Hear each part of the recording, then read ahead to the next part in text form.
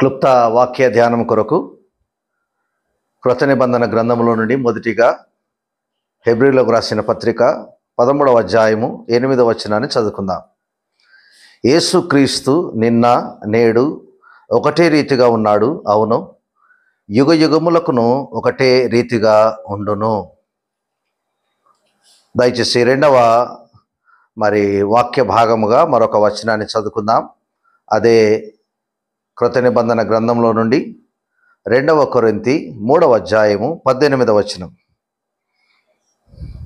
మనమందరమును ముసుకులేని ముఖముతో ప్రభు యొక్క మహిమను అద్దం వలె ప్రతిఫలింపచేయుచు మహిమ నుండి అధిక మహిమను పొందుచు ప్రభువగు ఆత్మచేత ఆ పోలికగా మార్చబడుచున్నాం.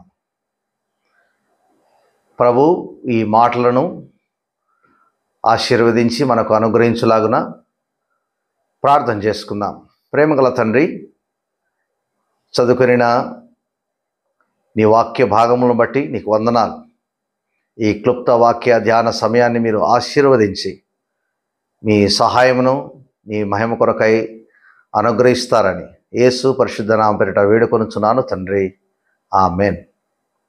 ప్రభు నామమున వీక్షించు మీ అందరికీ ప్రభు పేరిట హృదయపూర్వకమైన వందనాలు. దేవుని యొక్క వాక్యమును మనము 2 వాక్య భాగములుగా మనం చదువుకున్నాం. మొదటిగా హెబ్రీ 13వ అధ్యాయం 8వ వచనము, మార్పు లేని దేవుడు అనే విషయాన్ని ఆ వచనం తెలియజేస్తుంది. రెండవదిగా 2 కొరింథీయులకు రాసిన పత్రిక 3వ అధ్యాయం 18వ వచనము, ఆయన మార్చే దేవుడు అనే విషయాన్ని తెలియజేస్తూ ఉంటున్నది. కనుక శీర్షిక ఏంటంటే, మార్పు లేని దేవుడు మానవుని యొక్క జీవితాల్లో మార్పును తీసుకొని వచ్చేవాడు అనే విషయాన్ని మనము జ్ఞాపకం చేసుకొనొచ్చు. దాని ఆధారముగా దేవుని యొక్క వాక్యములో నుండి అపోస్తుల కార్యములు 3వ అధ్యాయం మొదటి 10 వచనాల్లో ఉన్న వాక్య భాగమును ఆధారం చేసుకొని 3 తలంపులను మీకు నేను జ్ఞాపకం చేయ ఉద్దేశిస్తున్నాను. ముందుగా మొదటిగా హెబ్రీ 13వ అధ్యాయం 8వ వచనము, ఆయన మార్పు లేనివాడు. యేసుక్రీస్తు నిన్న నేడు ఆయన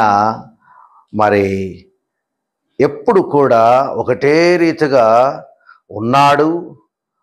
యుగ యుగములకు ఆయన ఒకటే రీతిలుగా ఉండువాడు. ఈ దినాల్లో మనము లోకములో అనేక మార్పులతో కూడిన యొక్క వాతావరణాన్ని కాదు, అట్లాగే మనుషులను మాత్రమే కాదు, దైవము అనే విషయాలను కూడా మనం అనేక రకాలుగా మనం వింటూ ఉన్నాం. అదేంటంటే, ఈ యొక్క టెక్నాలజీ ప్రకారం అప్డేటెడ్ అన్నట్లుగా అనేకులు వారి మానవ ప్రయత్నములతో కూడిన రీతిలుగా వారు నమ్మిన విషయాన్ని అనేక రీతులుగా నమ్ముతూ వాటిని కనపరిచే వాటిని మనము లోకములో జరుగుతున్న వాటిని మనం అందరం కూడా ఎరుగుదుము. కానీ యేసుక్రీస్తు ఆయన 2000 సంవత్సరాల క్రితం ఆదికాండం 1వ అధ్యాయం 1వ వచనము, ఆది అనే నుండి మాత్రమే కాదు కానీ దానికంటే ముందు నుండి కూడా, ఆది కంటే ముందు నుండి కూడా ఈనాటి వరకును మాత్రమే కాకుండా ఆయన ఎప్పటికీ కూడా ఒకే రీతిలుగా ఉన్న దేవుడు, ఒకే రీతిలుగా ఉన్న యొక్క దేవుడు. మనుషులు మారినా, పరిస్థితులు మారినా, వాతావరణం మారినా, ఏ మార్పులు మనము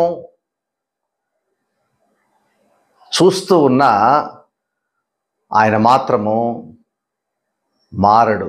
ఆయన మార్పు లేని దేవుడు, ఎప్పుడు ఒకే రీతిగా ఉన్న యొక్క దేవుడు. కానీ మానవుల యొక్క జీవితాల్లో మాత్రం దేవుడు మార్పు కలిగించాలనే యొక్క ఆశ, సంకల్పమును ఆయన కలిగి ఉన్న యొక్క వాడుగా మనము జ్ఞాపకం చేసుకునవచ్చును.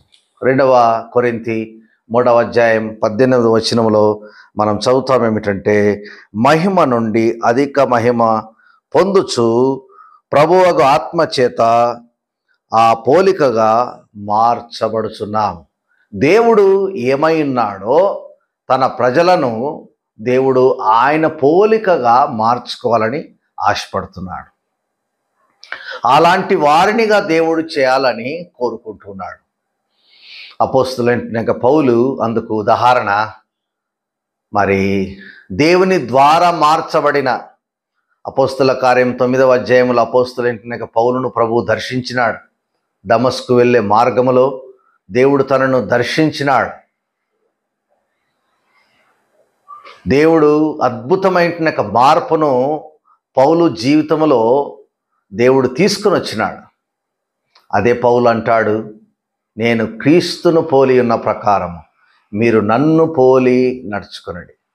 మార్పు చెందిన తాను దేవుని యొక్క పోలికగా ఆయన మార్చబడినట్లుగా ఈనాడు మనల్ని కూడా ఆయన పోలికలో మార్చబడాలని ప్రభువు కోరుకుంటున్నాడు. అదే మహిమ నుండి అధిక మహిమ. కొన్నిసార్లు పెద్దగా అనేకులకు ఉపయోగము లేని, అనేకులకు అంతగా మేలు కలగచేయని, అంతగా దేవునికి మహిమ రాని మార్పులు మనలో, లోకములు ఉంటున్న మనలో కనబడుతుండవచ్చును. మొదట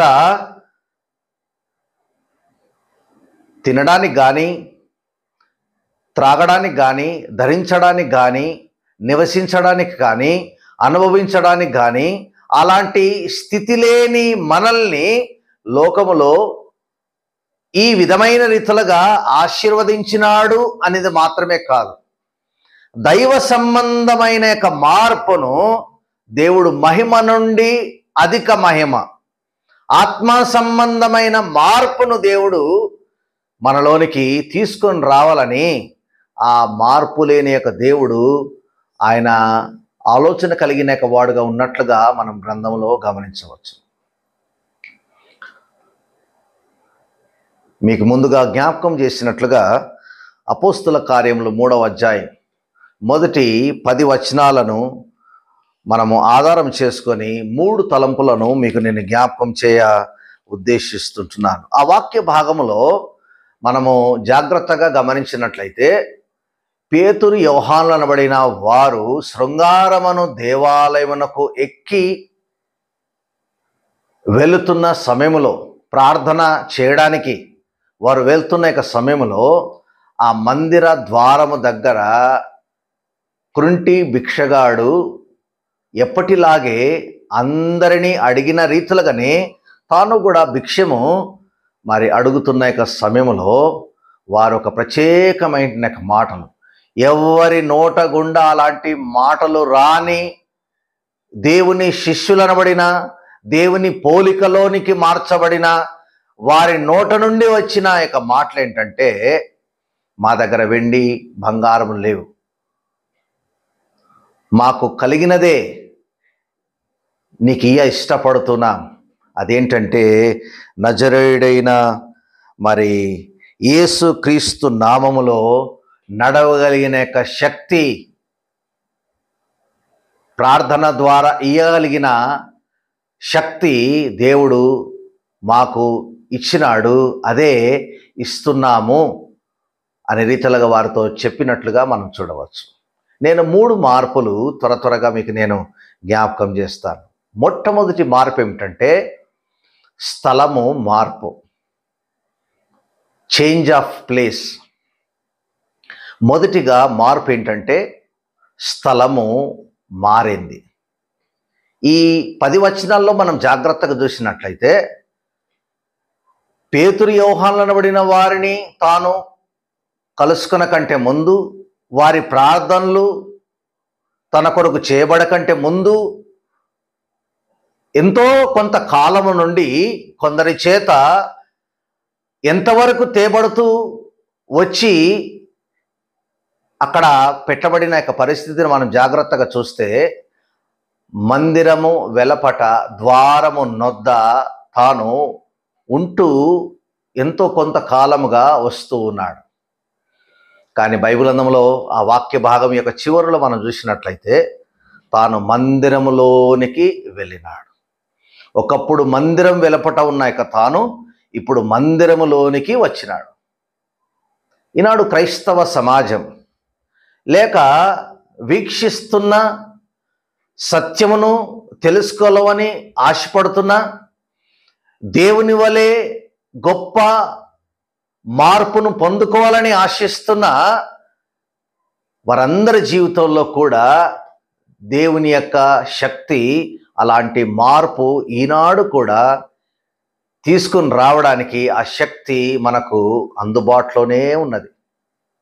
ఎందుకంటే దేవుడు మారలేదు, దేవుడైతే మారనే లేదు. ఆయన మార్పు చెందని యొక్క దేవుడు.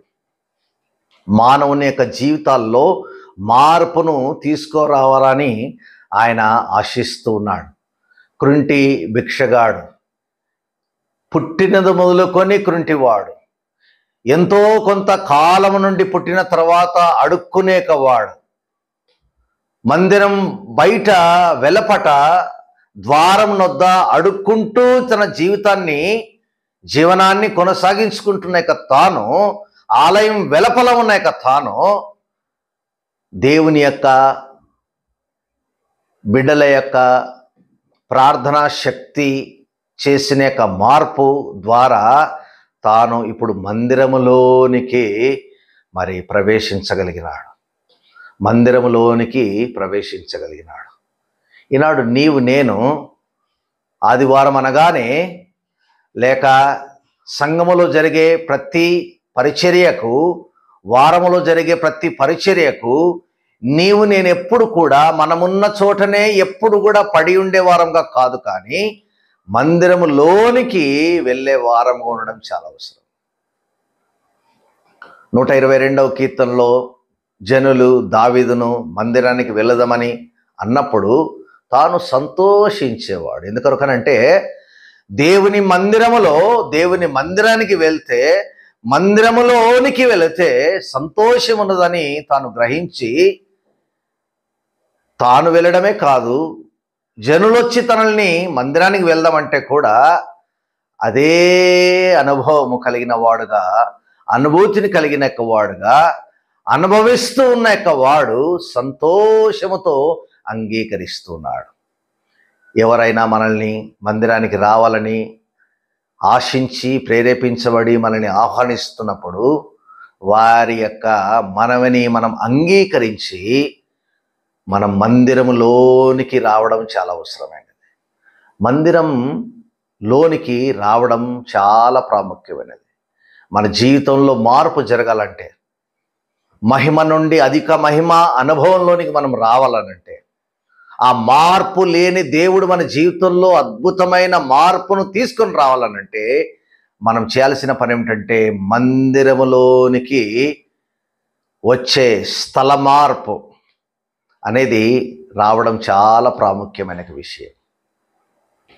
రెండవదిగా స్థల మార్పు మాత్రమే కాదు, మొదటిగా తన యొక్క ప్రొఫెషన్, తన యొక్క పని విధానము కూడా మారింది. వెలపట ఉన్నవాడు, మందిరం వెలపట ద్వారము వద్ద పడి ఉంటున్న వాడు తనెప్పుడు కూడా మరి తన జీవితంలో మరి అడుక్కునేకవాడు. తన యొక్క స్థితి ఏంటంటే అడుక్కునే స్థితి. నోటితో ఎప్పుడు కూడా వచ్చి వెళ్ళే వారందరినీ కూడా అడుక్కుంటూ చేలు చాపి అడిగేవాడు.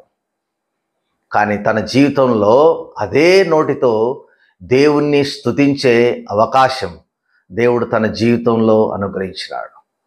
అడుక్కునే పని ఇక తనకు లేనే లేదు. ఈనాడు నీవు నేను మన జీవితాల్లో మన పని విధానం మారడం చాలా అవసరమైనది.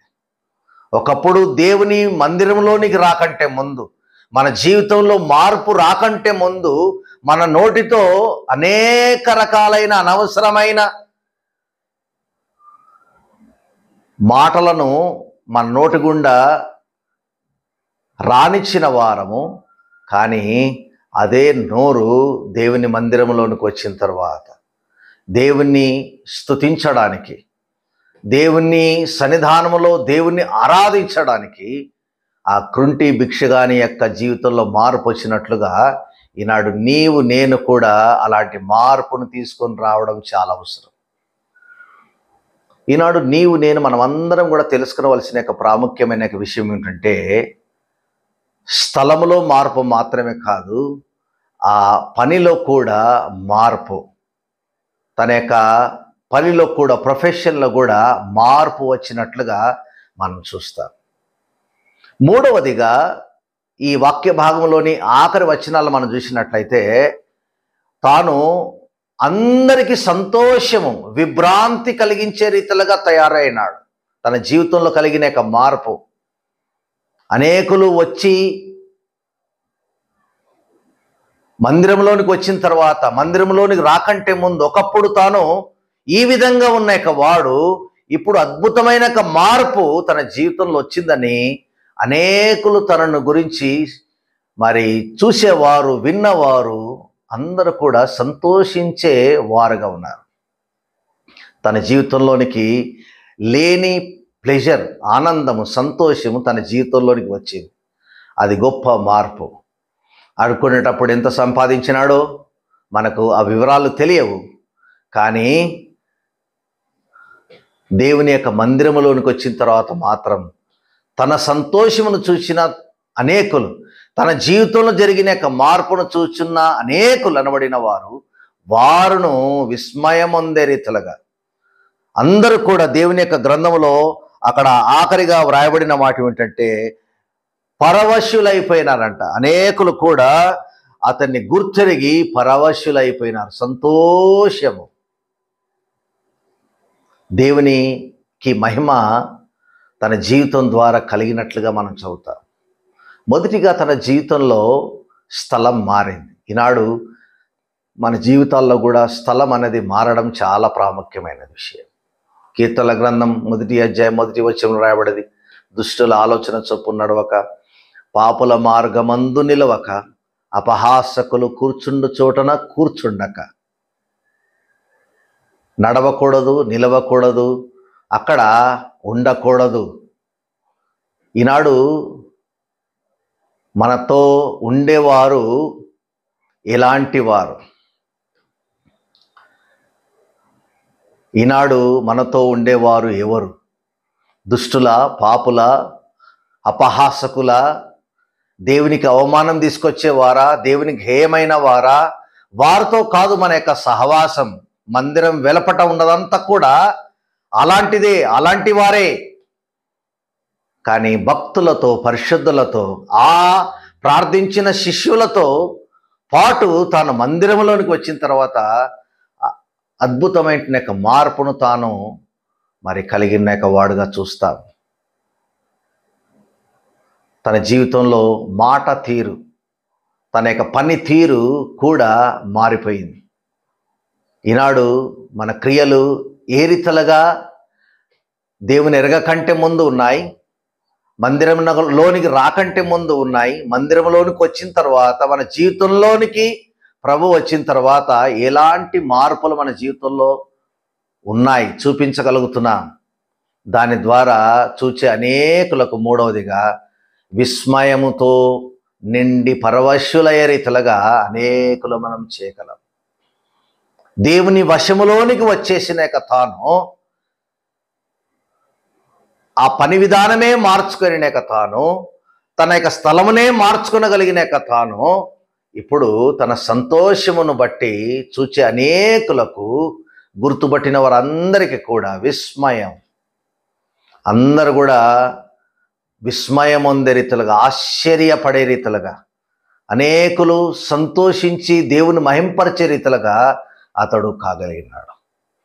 జ్ఞాపకం చేస్తూ వచ్చిన యొక్క తలంపు ఏంటంటే, మొదటిగా మార్పు లేని దేవుడు మన జీవితాల్లో మార్పును తీసుకొని రాగలడు. చాలా యాడ్లు మనం వింటూ ఉంటుంటాం.